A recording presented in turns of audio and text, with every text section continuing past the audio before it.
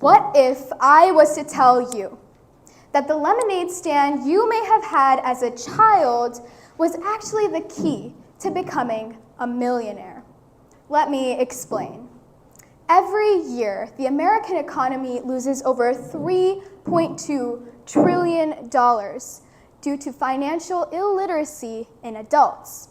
And the skills that children need to succeed in the 21st century, such as creativity or resilience, are being wiped out with the growing dependency of technology. But there's a way to solve all of these problems in just one go, and that solution is child entrepreneurship. Entrepreneurship is a valuable experience to have because it teaches us life lessons that will inevitably be ingrained in our minds. Child entrepreneurship fosters youth that are prepared for the future and whatever challenges or opportunities it may hold.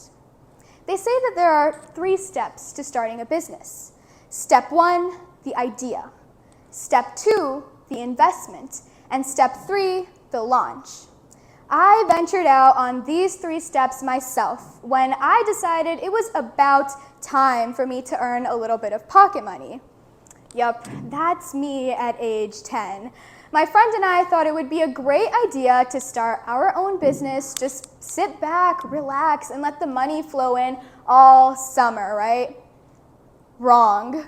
This business was about to prepare us with some experiences that I will never forget. The first step was to actually find an idea. And we were definitely prepared for this because we were immediately flooded with thousands of different businesses that we could possibly start. We eventually settled on a customized magnet business in which you could put any personal picture or message that you wanted on a magnet, and we would customize it for you. It was easy to make, didn't require lots of difficult to get materials, and it was a pretty fun activity overall. So we created a few prototypes, made some posters, and even a website. And with this newly found excitement, we were ready to start working. This stage of the process taught us an important lesson: the value of creativity. Children have been scientifically proven to be some of the most creative people on earth. And as they grow, their creativity slowly declines. So what better time to start a business than when you are at the peak of your creativity? Some of the best ideas have come from children. Popsicles, trampolines, crayons, and even Braille were all created by people 15 or under.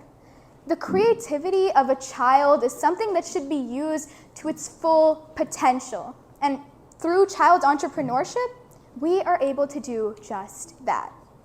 The next stage of the process was to find an investment. And for some 10-year-olds, this money came from our parents. We both got a certain sum of money and pooled this together in order to buy our supplies.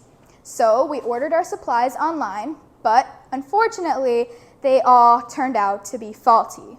Now, we had just wasted a huge sum of our investment money on these faulty supplies and didn't know where to go from here. At this stage of the process, we really had to test our financial skills. We learned things like reading and math at such young ages, but financial literacy is something that's pushed off to the side until the point where people regret not learning something more about it earlier. But how do you get kids to be engaged in a heavy topic like finances? I mean, even now when people talk to me about things like loans and interest in stocks, my brain disengages from that conversation. The easiest way to teach kids anything is to teach them things at their own ages and learning levels. Lemonade stands, Monopoly, monthly allowances, or having a business are just a few of the ways that we can do this. In fact, the Federal Reserve Bank of New York says that children who learn about finances form adults that are much less likely to engage in risky financial behavior, are able to pay their bills on time, and even avoid debt. It's a skill that's necessary for survival, and through child entrepreneurship, we're able to prepare our youth. Speaking of using whatever financial skills we had at that moment, we decided to buy a smaller amount of supplies, sell these magnets at a higher price, and reinvest that money back into our business. The final stage was to officially launch our business and be prepared for whatever hurdles might come with that. So we sent out text messages and flyers to our friends to advertise, and soon enough, we got lots of orders. Making the magnet, packaging it, and sending it off is what we were doing basically all summer. But they say that smooth seas never made a skilled entrepreneur. So, like any other business, one day we faced a challenge. One of our customers gave us a pretty big order for about 20 magnets. And although this might not seem like a lot, to put it into perspective, the orders we were getting before were only about 4 or 5 magnets per package. So we quickly rushed through all our other orders for that week and got to work on this one. And when we were done, we were pretty proud of ourselves. But there was just one little problem.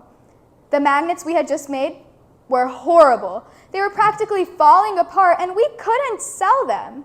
At this point, we had used up basically all our supplies and felt like just letting the customer know that we couldn't do their order.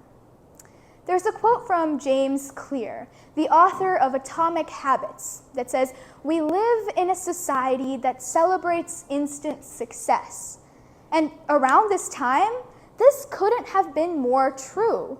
When things didn't go exactly the way that we had planned them to be, it made us feel like there was no point in continuing. Adversity and challenges are things that everyone must face in their lives, and without them, we wouldn't be the people that we are. Now, this was definitely something that we learned somewhere along the way, because we decided that with a little communication with the customer, some patience, and more hot glue, we could solve this problem. And when we did, the customer was so happy with us that she even gave us a pretty big bonus amount to go with it. And so with many more orders like that, soon summer came to an end, and so did our business. Many other child entrepreneurs have also reaped the benefits of an early start, such as Michaela Ulmer, who started her own lemonade stand at age 4, using her grandma's recipes, and eventually scaled it to a larger business that even scored a deal on Shark Tank. Her lemonade is currently sold all over the country, and she's a millionaire. Another example is Ryan Kaji, who started his own YouTube channel and eventually grew it to a larger toy and clothing line. Or Alina Morse, who started Zolly Candy after being diagnosed with type 1 diabetes at age 10. Entrepreneurship is a valuable experience to go through because it teaches us so many life skills that will never be forgotten. Let's be honest, a lot of the things we learn in school go in one ear and out the other, but an experience like this creates skills that will be ingrained in our minds. When I look back to the time I started my own business, it truly gives me nostalgia for being able to face all the ups and downs that came with it. Because at the end of the day, even if the business doesn't make it big, the experience itself is enough to make a difference in a child's life.